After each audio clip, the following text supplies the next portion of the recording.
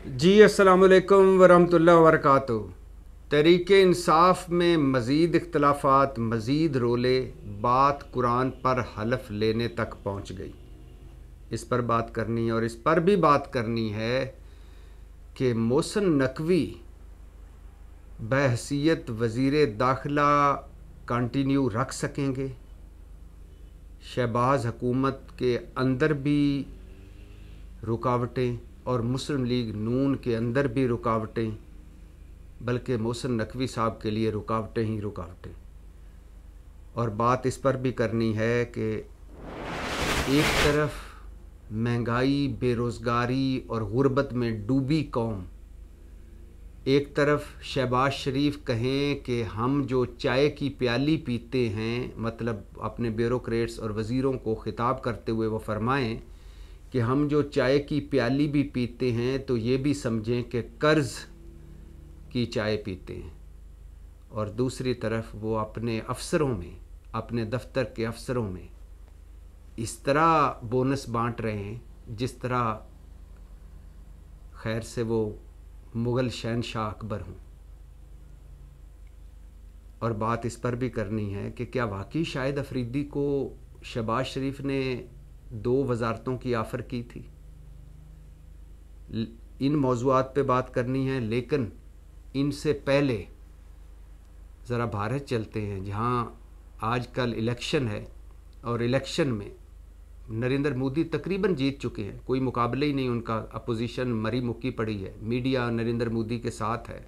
और जिस तरह का खौफ और टेरर है नरेंद्र मोदी का, बीजेपी का, आरएसएस का, और जिस तरह सेकुलर भारत बदल गया है इंतहा पसंद भारत में, और जिस तरह मुसलमानों और अक़लियतों के साथ सलूक हो रहा है मकबूजा कश्मीर में और भारत के अंदर, और जिस तरह अपोजिशन सहमी सहमी फिर रही है, और जिस तरह नरेंद्र मोदी ने भारत को ज़मीन से आसमान पर पहुंचा दिया है, जिस तरक्की की बुनियाद नरसिम्हा राव ने रखी थी, उस तरक्की को लेकर नरेंद्र मोदी ने कमाल काम किया। अब हमारा दुश्मन है, मुझे सख्त नापसंद है, लेकिन इसके बावजूद भारत के लिए जो नरेंद्र मोदी ने किया है, मईशत के लिए, आईटी के लिए, तिजारत के लिए, तिजारती मुआहदों के लिए, बाहर की दुनिया में भारतीय इमेज, सफारतकारी, हम तो अब मुँह ही देख रहे हैं। यानी सूरत हाल ये है कि भारत के कैमरे चांद पर निकल रहे हैं और हमारे कैमरे जजों के बेडरूमों से निकल रहे हैं। आप इससे अंदाज़ा लगाएं कि हम कहाँ हैं और वो कहाँ हैं। तो उस भारत से एक और धमकी सामने आई है, और राजनाथ सिंह जो उनके वज़ीर दिफा हैं, उन्होंने कहा है कि उस अंग्रेज़ी अखबार की ख़बर पर तस्दीक करते हुए कि भारत ने पाकिस्तान के अंदर 20 अपने लोगों को जो उनके नज़दीक दहशतगर्द थे उनको मरवाया है पाकिस्तान के अंदर। इस पर राजनाथ सिंह साहब ने फरमाया है कि अगर ज़रूरत पड़ी तो हम पाकिस्तान को पाकिस्तान के अंदर घुस कर मारेंगे। खैर ये बढ़क है और इलेक्शन चल रहा है, और इस तरह की बढ़क और इस तरह की चीज़ें बड़ी हार्ट बिकती हैं, हार्ट केक हैं। और समझ आती है कि नरेंद्र मोदी जो पाकिस्तान दुश्मनी बेच रहा है और ये भी उसी सिलसिले की कड़ी है। और ये भी सबको पता है, पूरी दुनिया को पता है कि इस वक्त और भारत गुंडा है, अंदर भी और बाहर भी।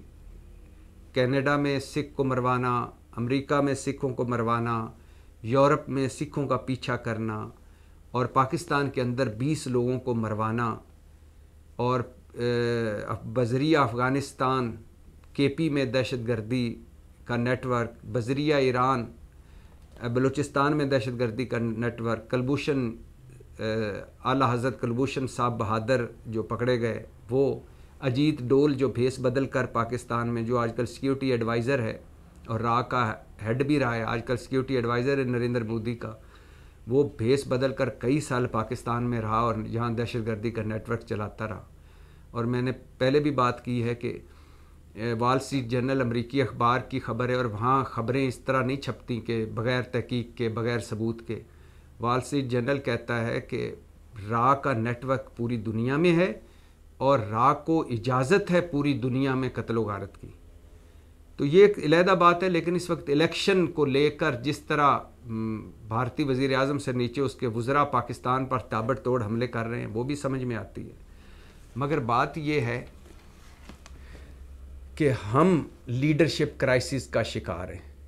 अब आप सोचिए, हमारा खारजा अमूर का जो मुहाज है वो इसहाक डार साहब ने संभाला हुआ है। खेत मिट्टी हमने खारजा अमूर पे कुछ करना है।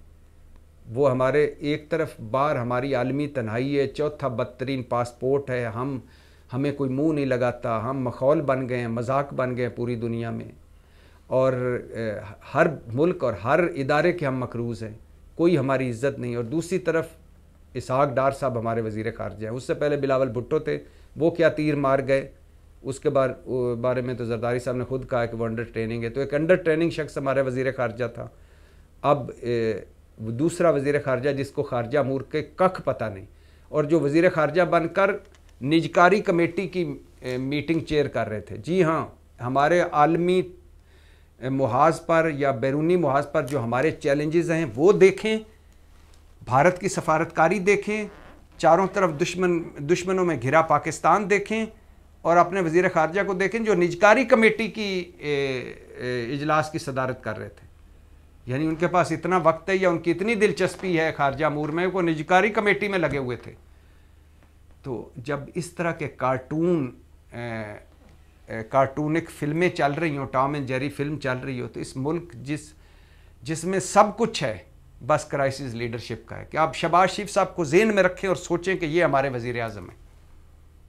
अब खैर से मरियम नवाज़ के साथ सऊदी अरब रवाना हो चुके हैं, उम्रा फरमाएंगे, और वहाँ से वीडियो हमारे टीवी चैनलों पे चलेंगी कि अब उम्रा फरमा लिया, मस्जिद नबवी में मुल्क के लिए दुआ कर ली, और फिर एक तस्वीरी नुमाइश होगी कि वली ऐस से मिले और फलाने से मिले, और फिर इरा के फ़यूज़ व बरक़ात हमें पहुँचाई जाएंगी।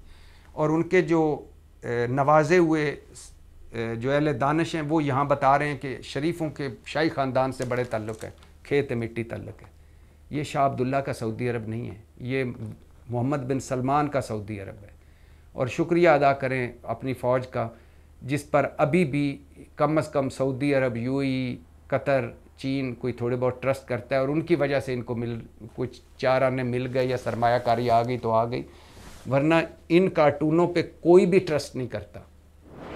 इस मुल्क की कौड़ी रत्ती भर भी इज्जत नहीं रह गई बाहर की दुनिया में, और इस मुल्क की जो इस वक्त की लीडरशिप है इसको तो बिल्कुल ही कोई सीरियस नहीं लेता। खुद शहबाज शरीफ कहते हैं हम फ़कीर हैं और फ़कीरों के पास क्या चॉइस होती है।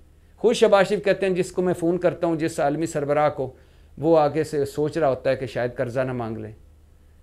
और जिस तरह ये जीते हैं, पूरी दुनिया पागल है, डिजिटल दौर है, पूरी दुनिया ग्लोबल विलेज है, एक छोटी सी खबर पूरी दुनिया में फैल जाती है। जिस तरह जीते हैं, दुनिया इनको सीरियस लेगी कि 30 सीटों वाली हुकूमतें कर रहे हैं, और जिस धांधली, जिस ज़ोर ज़बरदस्ती से हैं, और जो इनके अपने हाल हैं, एक तरफ कर्ज में डूबे हुए हैं, बाल बाल कर्ज में डूबा हुआ है, जो पैदा नहीं हुए हमने उनका भी एडवांस पकड़ लिया है, और कौम महंगाई, बेरोजगारी, गुर्बत में डूबी हुई है। बिजली के बिल नहीं दे पा रहे, गैस का बिल नहीं दे पा रहे, बच्चों की फीसें नहीं दे पा रही, और ऊपर से हाल ये है कि यकीन करें 5% दिहाड़ी बढ़ी है, 5% दिहाड़ी बढ़ी है, और 50% महंगाई बढ़ी है। खुदकुशियाँ कर रहे हैं लोग। और ये शहबाज शरीफ साहब जो कपड़े बेच के आटा सस्ता कर रहे थे और मौलाना की फूंकों से मईशत दुरुस्त कर रहे थे, और 19 वज़ीरों की एक फ़ौज, ज़फ़रदार मौज बनाकर बैठे हैं, वो शहबाज शरीफ साहब, उनका सुनते जाइए कि वज़ीर आज़म शहबाज शरीफ ने PM सेक्रेटेरिएट, मतलब अपने ऑफिस के अफसरों में 4 तनख्वाहें बतौर बोनस दे दी हैं। और जो खैर से वज़ीर ख़जाना है औरंगज़ेब साहब ने, उन्होंने 2 तनख्वाहें और दी हैं, ग्रेड 1 से ग्रेड 16 तक 2 तनख्वाहें, और ऊपर 4 तनख्वाहें। और ये भी सुन लीजिए कि ये जो 4 तनख्वाहें और 2 तनख्वाहें अपने अफसरों में बैसियत या बतौर बोनस बांटी गई हैं, ये पैसा कमर्शियल बैंकों से कर्जा लिया गया है सूद पर, और सूद है 23%। तो कर्जा लेके आप एक घर सोचिए, आपका एक घर है, वहाँ आप जाएं, महल्ले के किसी चौधरी से कर्जा लें 100 रुपये लें कि 100 रुपये मुझे कर्जा दो, मैं तुम्हें हफ्ते बाद 123 रुपये दे दूंगा, और वो 100 रुपये जाएँ जाकर तो वहाँ एक बर्गर ख़रीदें और बर्गर ला कर तो 4 उसके हिस्से करें, बीवी अपने 2 बच्चों को, और ख़ुद बर्गर खाएं और फिर सो जाएं। कोई शर्म होती है, कोई हया होती है? इन कार्टूनों ने हमारा मुल्क बेहतर करना है और इन कार्टूनों ने हमारी मईशत बेहतर करनी है। इनके मुग़ल बादशाह बने हुए हैं, अपने पैसे से चवानी नहीं खर्चते, अपने पैसे से एक चाय का कप नहीं पिलाते किसी को। और जब ये वज़ीर आज़म या सदर बनते हैं, अभी आसिफ अली ज़रदारी सदर बने, उन्होंने अपना नोडेरो वाला जो घर है और जो रेस्ट है उसे लड़काना का, उसको भी अवान सदर डिक्लेयर कर दिया है ताकि वहाँ के खर्चे भी हम ही उठाएँ। और वो हमारे सुप्रीम कमांडर हैं जिनका 2019 में डॉक्टरों ने बता दिया था कि इनके दिमाग छोटा हो गया है, 18 बीमारियाँ लगी हुई हैं, 4 लफ्ज़ बोल नहीं पाते, 23 मार्च की तकरीर सुन लें, खड़ा नहीं हो पाते, आधे अवार्ड का गवर्नरों को खुद दे दे, मैं खड़ा नहीं हो सकता। अब वो ऐवान सदर में बैठे हैं। क्या है जमहूरियत? ये है जो जमहूरियत। वाकई बेनज़ीर भुट्टो ने सही कहा था, जमहूरियत बेहतरीन इंतकाम है, और ये इंतकाम इस मुल्क और इस कौम से लिया जा रहा है। तो ये हाल है। और इस एक तरफ ये हाल है, उम्रे पे चले गए और पता नहीं कितने साथ होंगे, सारा सरकारी खर्चा है और हासिल वसूल कुछ नहीं है। पहले जनरल आसिम मुनीर गए थे, वो सऊदी क़यादत से मिले थे, उनकी वजह से सऊदी क़यादत इधर हमें पैसे दे रही है, उनकी वजह से इस स्टेट बैंक में उन्होंने सूद पर पैसे रखे हुए हैं जो हम अपना ज़र मुबादला दिखाते हैं, और फिर उनकी वजह से उसके बाद सरमायाकारी आएगी, ये जाएंगे तस्वीरें खिंचवाएंगे, उम्रा शुमरा करेंगे, आकर बयानबाजी देंगे और बस पक्का मुंह करके ऐसी एक्टिंग करते हैं। यकीन करें इनको तो ऑस्कर अवार्ड में जाना चाहिए, इनकी फ़िल्में ऑस्कर अवार्ड में ले जानी चाहिए ताकि वहाँ इनको ऑस्कर अवार्ड मिले, कुछ चंद डॉलर ही आ जाएं। इतने पक्के अदाकार हैं, लेकिन हैं अजीब हो गए, हैं हमारी मिजाहिया फिल्में मगर अदाकारी पक्की करते हैं। तो राजनाथ साहब ने कहा है कि जी हम घुस कर मारेंगे, खेत मिट्टी मारेंगे। कोई आगे हमारा कोई होता तो वो आपको बताता कि इतनी आसान नहीं है घुस के मारना, लेकिन क्या करें, हमारा लीडरशिप का क्राइसिस है। और ये भी आपको बता चुका हूँ कि एक तरफ कर्ज़ा कितना है, महंगाई कितनी, दूसरी तरफ वज़ीर आज़म साहब अपने दफ्तरों के अफसरों में बोनस बांट रहे हैं। और ये भी सुनते जाइए कि जब हुकूमत की बात हो रही है तो एक तो हुकूमत के वज़रा में इख्तलाफात हैं, मोहसिन नकवी साहब को कोई बर्दाश्त ही नहीं कर पा रहा, राना सनाउल्लाह हल्की हल्की ढोलकी पर जुगते मार रहे हैं कि शुक्र है वो वज़ीर दाखिला बन गए, वज़ीर आज़म बन जाते तो हमने क्या कर लेना था। कभी कहते हैं कि उनका बाबरकत वजूद ठीक है वरना हमारे इख्तलाफात हो जाते मुख्तदर हलकों से, कभी कह रहे हैं कि नहीं उनका होना बरकत के लिए अच्छा है। वो जुगते मार रहे हैं हल्की हल्की ढोलकी पर, और उधर से शहबाज शरीफ और मोहसिन नकवी के दरमियान सर जंग है। और वही शहबाज शरीफ जो मोहसिन नकवी को बहसीत वज़ीर आला कहते, निगरान वज़ीर आला कहते थे कि तेरी स्पीड मुझसे भी ज़्यादा है, तेरी स्पीड से जलता है ज़माना मोहसिन नकवी, क्योंकि उस वक्त ज़रूरत थी मोहसिन नकवी की, वो वज़ीर आला पंजाब थे, निगरान वज़ीर आला पंजाब, ताकि सारे काम हो सकें। अब सूरत हाल ये है कि डॉक्टर उस्मान अनवर IG पंजाब, उनको मोहसिन नकवी बहसीत वज़ीर सेक्रेटरी दाखिला लाना चाहते थे, वो मरीम नवाज़ मानी ही नहीं। वो किस्सा ख़त्म हुआ, खुरम आगा लग गए। IG इस्लामाबाद अकबर नासिर साहब को हटाकर मोहसिन नकवी DIG ऑपरेशन जो है लाहौर के अली नासिर रिजवी, उनको लाना चाहते थे। अभी तक हुकूमत पंजाब ने उन्हें रिलीज़ ही नहीं किया। उन्होंने कहा कि नहीं, अभी उनको कहा आप अपना काम कंटिन्यू रखें। उसके बाद सेक्रेटरी कम्युनिकेशन एंड वर्क्स एक ब्यूरोक्रेट हैं सोहेल अशरफ, इनको मोहसिन नकवी जो खैर से PCB के चेयरमैन भी हैं, वज़ीर दाखिला भी हैं, PCB के चेयरमैन, एक आध और ओहदा भी दे दें, स्टेट बैंक का गवर्नर भी लगा दें मोहसिन नकवी साहब को, क्या फ़र्क पड़ता है। तो वो सोहेल अशरफ को PCB में लाना चाहते थे, चौथी मरतबा इनकार कर दिया मरीम नवाज़ हुकूमत ने। उन्होंने कहा कि नहीं, उनको कहा कि आप सोहेल अशरफ को कहा कि आप जहाँ काम कर रहे हैं करते रहें। तो एक तरफ से मुस्लिम लीग जुगते मार रही है मोहसिन नकवी साहब पे, दूसरी तरफ शहबाज शरीफ साहब उनके मर्ज़ी के IG इस्लामाबाद जो 27 किलोमीटर का, वहाँ भी नहीं ला रहे। तीसरी तरफ मरीम नवाज़ साहब भी इनकार कर रही हैं, और दोनों चाचा भतीजी इस वक्त उम्रे पे हैं। मोहसिन नकवी साहब यहाँ बैठे हैं और पुराने दिनों को याद कर रहे होंगे कि क्या दिन थे जब ये सारी मेरी तारीफ़ें करते थे। तो अब जब ये हुकूमत के अंदर, और Peoples Party by the way Bilawal Bhutto भी हल्की ढोलकी पर हल्की हल्की धमकी दे गए कि हुकूमत ये ना समझे कि हम उनके सारे मुआशी प्लान पे मनोआन मोहरें लगाएंगे, हमारा अपना भी मुआशी प्लान है। खैर अभी तो वो आखिरी अशरे की बातों में मसरूफ़ हैं, बाप को सदर बनवा कर और बाकी अहम ओहदे लेकर, और मज़े से वो अब रोज़े रख रहे हैं। ईद के बाद वो भी खैर आएंगे नई तकरीरों के साथ, और हम फिर नई तकरीरें सुनेंगे। तो जहाँ मुस्लिम लीग नून के अंदर रोले हैं, हुकूमत के अंदर रोले हैं, पीपल्स पार्टी मुस्लिम लीग नून में रोले हैं, वहाँ तहरीक इंसाफ में रोले हैं। और रोले इतने हैं कि सुना जा रहा है कि तहरीक इंसाफ ने कोर कमेटी में अपने लोगों से हलफ लिया कुरान पर कि बस कर दो यार, जो इख्तलाफात हैं वो अंदर पार्टी में बयान किया करें, बाहर प्लेटफॉर्म फोरम्स पे या टीवी इंटरव्यू में, तकरीरों में वो गुफ्तगू ना करें। और शेर अफजल मरवत साहब से उन्होंने रिक्वेस्ट की कि आप मेहरबानी करें, और शेर अफजल मरवत साहब ने भी कहा वो तो कि मैं इधर ही बोला करूँगा, लेकिन अब शहरयार अफरीदी बोले हैं तकरीर करते हुए, उन्होंने कहा है कि मैं पार्टी के अंदर पैगाम दे रहा हूँ। गुफ्तगू तो आपने सुन ली होगी, लेकिन फिर सुन लीजिए। शहरयार अफरीदी जो 8 मरतबा गिरफ्तार हुए, 8 मरतबा 9वीं मरतबा ज़मानत हुई उनकी इस्लामाबाद हाई कोर्ट में, वो बोले हैं और उन्होंने जलसे से खिताब करते हुए कहा कि मैं पार्टी के अंदर पैगाम दे रहा हूँ और फाइनल पैगाम दे रहा हूँ कि मैं फटने के करीब हूँ, मुझे फटने पर मजबूर ना किया जाए।